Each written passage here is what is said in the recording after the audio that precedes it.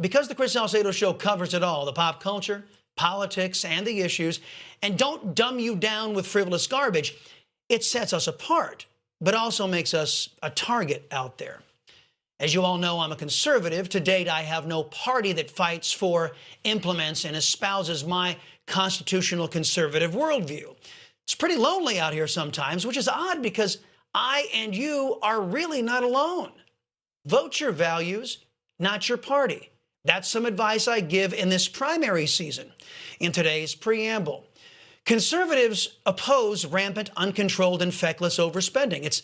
It's not merely because our people think it's wrong for government to overspend more money than we give it in taxes, although that set of values is pretty well grounded. There's a reason why we don't support overspending. Simply put, it harms our people and harms our country. Elegantly put by President Ronald Wilson Reagan in his first inaugural address. Great as our tax burden is, it has not kept pace with public spending. For decades, we have piled deficit upon deficit, mortgaging our future and our children's future for the temporary convenience of the present. To continue this long trend is to guarantee tremendous social, cultural, political, and economic upheavals.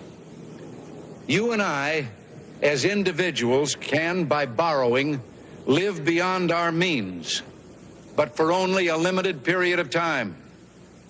Why then should we think that collectively, as a nation, we're not bound by that same limitation?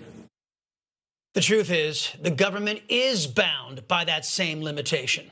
And the Congress, made up apparently of a majority of children, is overspending like there's no tomorrow. And if we continue electing these functional incompetents, their overspending will be prophetic. There will be no tomorrow for our children and grandchildren.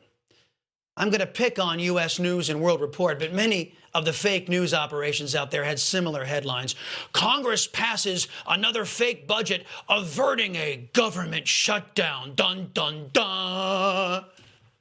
The non-thinking traitorous press actually believes that we Americans sit up at night worried, fretting about whether our politicians will make sure that government continues its lavish and irresponsible overspending. They think that all the useless and wasteful boards, commissions, agencies, so-called mandatory spending, and government departments staffed with unelected, unaccountable, and lately pretty dangerous people, that's all that really matters.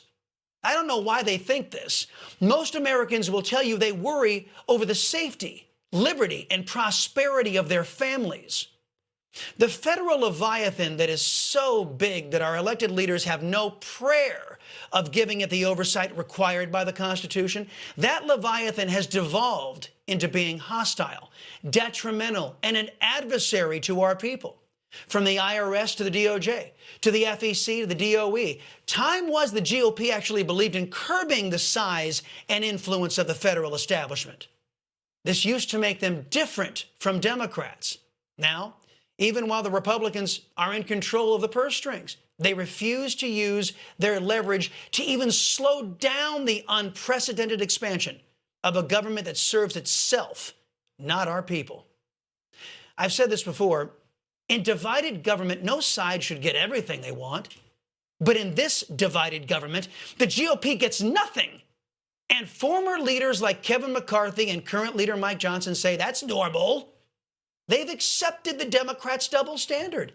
They did it throughout all of 2023. And let's face it, 2024 isn't off to a great start.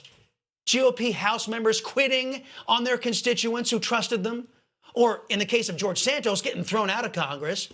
If the GOP had fought as hard against Democrats as they did against George Santos, our people might be better off today.